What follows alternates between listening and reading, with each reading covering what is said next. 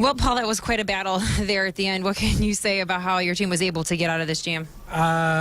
It took a little good fortune. A good baseball game for being 2-1 here in Fenway. And, you come down to the end there and you got to make a decision about, first of all, if you want to give Gibby a chance. And I went with a closer. We kind of set up the opportunity there with what I thought was miscommunication by our middle infielders to get the leadoff guy on. And,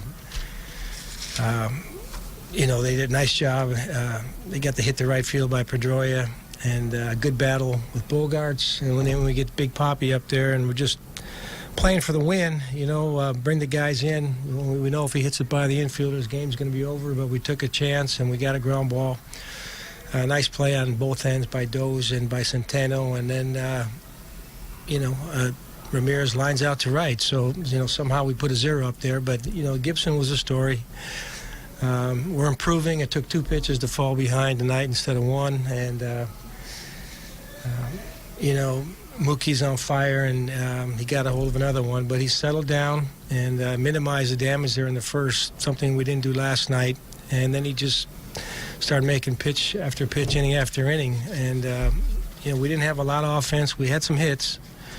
Didn't capitalize very often. But, Miggy's big hit off the wall was the one that put us ahead. So he had a good night. He had at least 3 really good at-bats for us. So good way to win. We haven't won many games when we haven't scored much. I think that's maybe only our second win when we've scored less than 3 runs. So you need good pitching for that. Tough place to do it in, but we'll take it. Is this one of the best outings you've seen from Kyle Gibson to, hold the best offensive lead to just 2 hits? I'm not smart enough to recollect his career to this point. I know he's had some good games along the way, but, coming in here and facing this team as hot as they are and the way they're swinging the bats and the way that we got pummeled last night, I thought it was a really impressive rebound by him to help us get back on track and give us a chance to win. How did it affect your strategy there at the end with Kinsler, knowing you could get 62% ground ball rate out of that guy? It makes a difference, right, left. He gets ground balls. Righties have been hitting better than lefties. The decision with Gibson just kind of came down to a long night. We're pushing 3 hours, and his pitch count was still reasonable. 2-run game might have been a little different. I just thought it was best to give our closer a shot to finish it out. How encouraging was it to see Miguel get that hit in such a big spot? Well, he's, like a lot of our guys, he's got some hits, but he hasn't shown the consistency that I think that we were hoping for. But it's not like he's not working at it. And, he rebounded from the check swing strikeout in the first at-bat to make a little bit of adjustment. It's always good to see him hit the ball up the middle and the other way.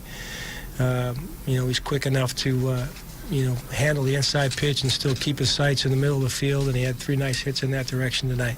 Also the drop pop-up as well. Did that play a role at all in terms of not bringing Gibson back out? I think it was only 3 pitches after that. But Not really. I thought about, going to Abad in the 8th if they had base runners, but after the drop pop-up, I wanted to give him a shot to get off the field.